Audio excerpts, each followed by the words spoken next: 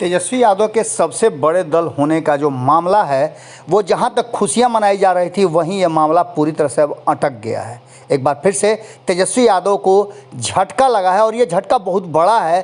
तेजस्वी यादव पूरी प्लानिंग के साथ एआईएमआईएम के 4 विधायकों को अपने पाले में ले आए थे और उन्हें लेकर के उन्होंने सारी प्रक्रिया और सारी तैयारियां पूरी कर ली थी। यहाँ तक कि कोई मामला गड़बड़ाया नहीं, इसके चलते उन्होंने चारों विधायकों को अपनी गाड़ी में बिठाकर लालू प्रसाद से मुलाकात करवाया और पार्टी में मिलने का जो कोरम है उसे भी पूरा करा लिया। लेकिन मामला पूरी तरह से अटक गया है। जैसा कि आप सभी जानते हैं कि विधायकों के विलय के बाद उनके सीट आवंटन से लेकर के अन्य कई प्रक्रियाएं हैं जिसको पूरी करनी होती हैं। इन प्रक्रियाओं को लेकर के जहां एक तरफ आपको पता है कि विधानसभा में काफ़ी गतिरोध चल रहा है। 5 दिवसीय विधानसभा के मानसून सत्र में जिस तरह से विपक्ष ने हंगामा किया है और जिस तरह से सदन का बहिष्कार किया है, उससे विधानसभा कहीं ना कहीं मामला पूरा अटका हुआ है। इसको लेकर के विधानसभा के अध्यक्ष भी काफ़ी नाराज चल रहे हैं। लेकिन इन सब के बीच में जिस तरह की चीज़ें सामने आ रही हैं उसने साफ इशारा कर दिया है कि उन लोगों को जो सुबह उठते हैं और उठते ही इस बात का सपना देखने लगते हैं कि तेजस्वी यादव बिहार के मुख्यमंत्री बन जाएंगे, उन सारे लोगों को कहीं ना कहीं बड़ा झटका लगा है। चौक चौराहे से लेकर के हर जगह ये चर्चा चलती है कि तेजस्वी यादव में वो सारी पोटेंशियल है, वो बिहार के मुख्यमंत्री बन जाएंगे, नीतीश कुमार सपोर्ट कर देंगे वगैरह वगैरह। इन सारी बातों को लेकर के अब ये मामला अटकता हुआ नज़र आ रहा है। आपको बता दें कि इस पूरे मामले को लेकर के विधानसभा अध्यक्ष की जो भूमिका है वो बड़ी होने वाली है। जैसा कि आप सभी जानते हैं कि राजद के विधायकों की संख्या वर्तमान में 76 है। 4 विधायक यदि मिल जाते हैं तो तेजस्वी यादव के राष्ट्रीय जनता दल का संख्या हो जाएगा 80। और इसके लिए जो जरूरी प्रक्रिया है वो विधानसभा के स्पीकर को करना है। उनसे मुलाकात करने के लिए सभी गए हुए थे और 4 लोगों को जो शामिल कराने की बात है उसको लेकर के जरूरी प्रक्रिया जो है वो पूरी नहीं हुई है।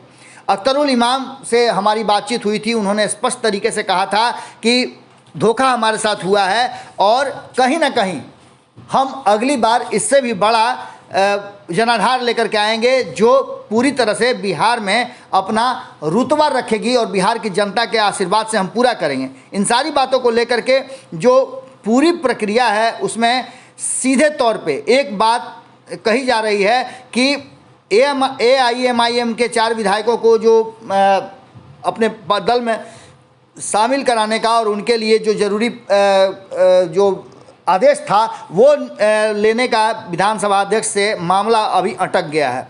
इनके लिए नए जो सदस्य आए हैं उनके लिए सीट आवंटन से लेकर के अन्य चीज़ों को लेकर के विधानसभा सचिवालय को लेकर कल देर हो गई थी, इसलिए वो कानूनी विमर्श के बाद करना था और इसको लेकर के पूरा मामला फंस गया है। अब जो आगे चीज़ नज़र आ रही है उसमें ये लग रहा है कि आज भी प्रक्रिया पूरी होगी या नहीं होगी, क्योंकि अगर आज प्रक्रिया पूरा नहीं होती है तो ये मान के चलिए अगले लंबे समय तक विधायकों के विलय का जो कोरम है और जो उसका प्रामाणिकता है, उसकी जो प्रक्रिया है वो पूरी नहीं होगी। इसका सीधा सा मतलब है कि राष्ट्रीय जनता दल और तेजस्वी यादव को एक बड़ा झटका लगा है और अगर विलय को मान्यता नहीं मिलती है, इसको कानूनी विमर्श के बाद अगर टाल दिया जाता है तो इससे राजद के कहीं ना कहीं संकट की स्थिति आ जाएगी और राजद का सपना चकनाचूर हो जाएगा जिसमें वो 76 से 80 विधायक होने की प्रक्रिया के तरफ आगे बढ़ रहे थे।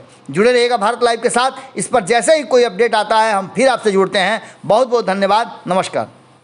अगर ये वीडियो पसंद आई और वह बिहार के राजनीति और बिहारियत से सरोकार रखेनी तो सब्सक्राइब बटन दबा के चैनल के सब्सक्राइब कर ली। ओजे एगो घंटी बा, ओकरा बटन दबा देला से कुल सटीक और मारक खबर रुआ मुफ्त में मिल जाई। अगर रुआ पत्रकारिता के हमनी के नया प्रयोग में सहयोग कर चाहतानी तो ज्वाइन बटन दबा दी।